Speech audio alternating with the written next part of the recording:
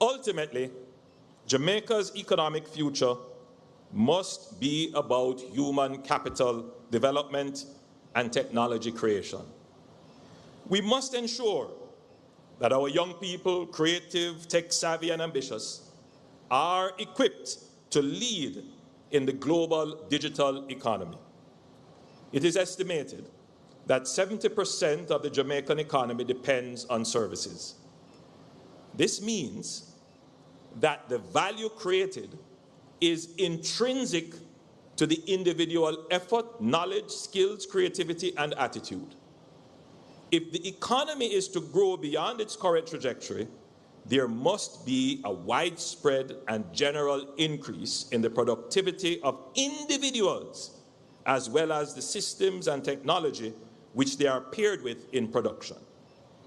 This next chapter must see a laser focus on education and training of our current labor force and the generation to come. Through our education system, we must create a Jamaican that is pro-social, pro-growth, pro-technology, innovative, emotionally regulated, and more productive. This is imperative. But growth also depends on how government itself works. For too long, bureaucracy has frustrated investment, slowed innovation, and drained productivity. Too many Jamaicans know the feeling.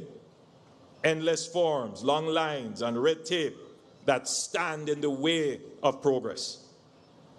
Of even greater concern is that inefficient systems breed and provide an incentive for corruption. That is why we have developed the Speed, Streamlining Processes for Efficiency and Economic Development program. This is our commitment to cut red tape, to remove unnecessary obstacles, and to ensure that government is not a barrier to opportunity, but a platform for success. Through Speed, permits will be faster, licenses simpler, and services more transparent. By digitizing transactions, streamlining approvals, and using technology to eliminate delays, we will unleash productivity across the economy. This will also peel away the layers of inefficiency and lack of networking that hampers anti-corruption efforts. A modern economy demands modern government. Jamaica cannot afford to be slow when the world is moving fast. With Speed, we are building a public sector that moves at the pace of our ambition, a government that matches the energy and creativity of the Jamaican people, who are the fastest people in the world.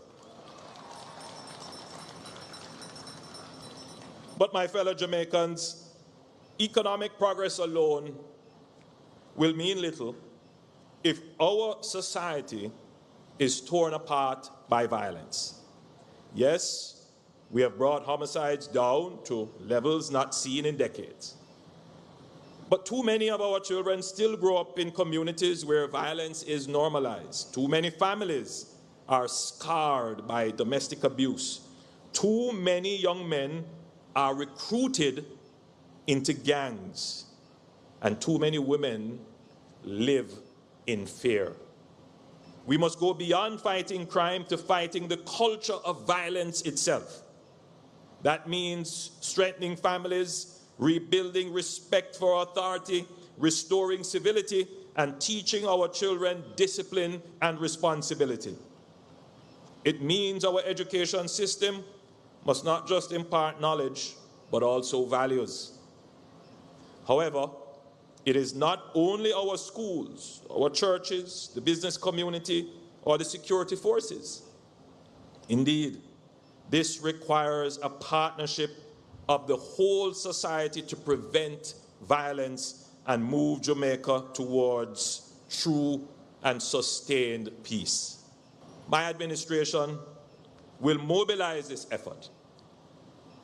And I believe the challenge of social violence should be taken out of the political space and treated as a matter of national interest.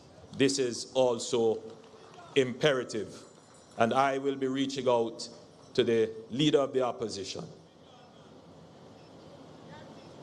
to work out how we can, as a country, unite against violence.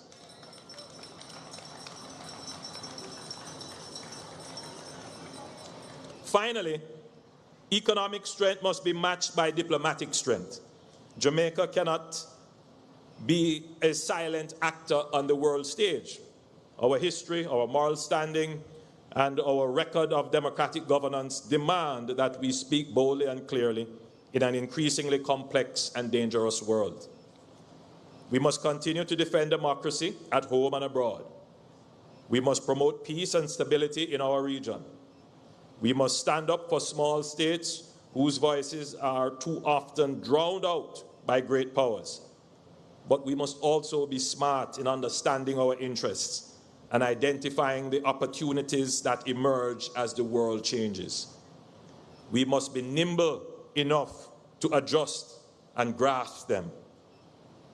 The world owes us no favors.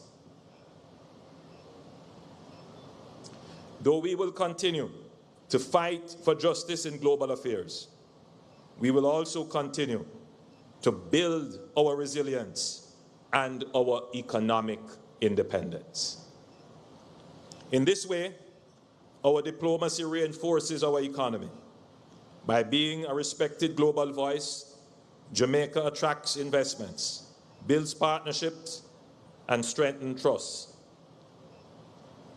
We must be a nation that not only consume ideas from the world, but create the ideas that shapes the world, whether in trade, technology, climate, or culture. Jamaica must always have a seat at the global table.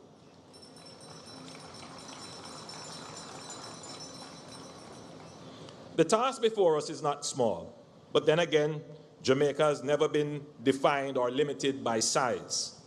Our story has always been one of outsized influence. From the day Marcus Garvey declared that the people of African descent must chart their own destiny, to the day Bob Marley sang "One Love and One Destiny," to the day Usain Bolt stretched his arms wide at the finish line, becoming the fastest man alive, to the world. The world has looked to Jamaica for inspiration.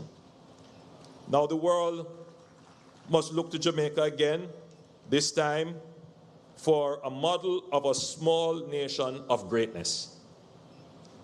A nation that is the hub of logistics and trade, a nation that is powered by clean energy, a Jamaica that is digitally advanced and globally connected, a Jamaica that speaks with moral clarity on the world stage. Our destiny is greatness, and with discipline, innovation, and unity, we will achieve it. My fellow Jamaicans, there are those who say, Prime Minister, you have achieved so much, you have nothing left to prove. It is time to hand over the baton. I hear you, I hear those voices, but I also hear another voice. The voice of Jamaica itself. The voice that says we are not yet where we need to be. The voice that says we are destined for more. The voice that says our children deserve to inherit not just hope, but opportunity, not just survival, but success, not just resilience, but prosperity. This term is not about me proving that we can build. We have already proven that. There is much more to build, and I am here to build it.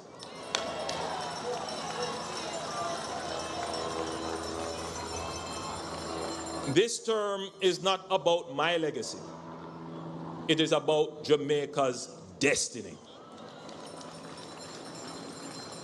That is why I stand before you today, not as a man who feels he has completed his work, but as a leader who knows that the greatest tasks are still ahead of us. The greatest challenges are yet to come. Yes, we have proven that Jamaica can rise and recover from adversity, but now we must prove that Jamaica can soar to the heights that we have all dreamed of, but we have never before attained. My fellow Jamaicans, we stand today at the threshold of a new chapter. Behind us lies a history of struggle, of sacrifice and resilience. Ahead of us is the horizon of possibility, of hope, of greatness. Let us not shrink from it. Let us not doubt ourselves. Let us not listen to the voices of negativity, fear, and cynicism. I say to you today, Jamaica can and Jamaica will. We will eradicate absolute poverty. We will build an economy that provides opportunities for all. We will make Jamaica the safest society in the Caribbean. We will restore respect and values and raise a generation that chooses peace over violence, discipline over disorder, and love over hate.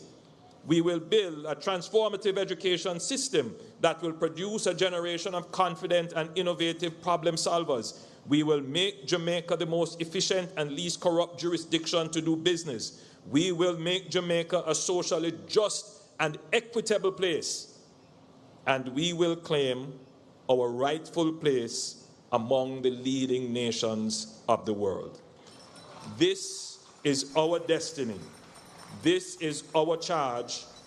This is our moment.